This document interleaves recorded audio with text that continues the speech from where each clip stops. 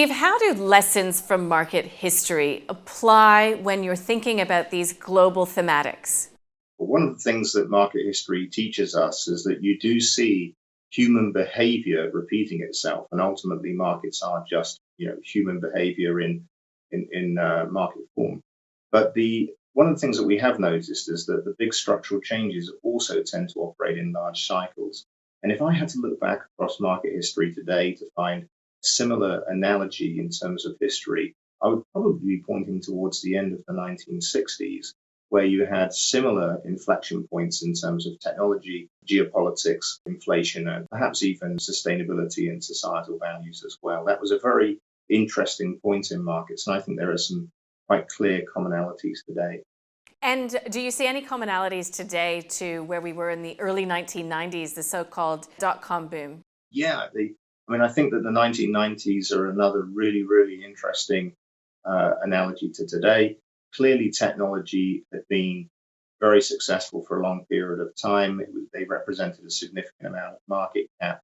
And then, of course, markets have a way of surprising all of us. And then out of nowhere, there's a huge regime change in the market. In that case, it was the fall of the dot-com bust, but also followed by the emergence of China into the world economy via the WTO. And a few years later, everybody was focused on something totally different. So I think that one of the things that when I compare the 1990s to today, I think there are one or two differences. I think the market is in better shape today. I think the large companies are far more profitable than they were then. But one thing we know is for sure, and that is that market regimes don't last forever. Change is the only constant. And probably what's worked over the course of the last decade won't be what works over the course of the next decade.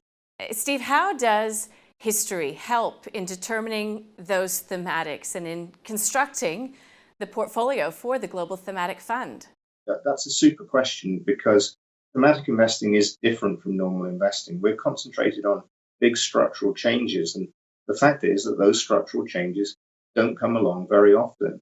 And I think that one of the most powerful tools we have is to look back into history, particularly over the last century, and consider how markets have reacted and evolved to historical structural changes so that we can better understand which structural changes today matter and how they'll affect our thematic investment portfolios. I think that history and a knowledge of history is a critical input into what a thematic investor does.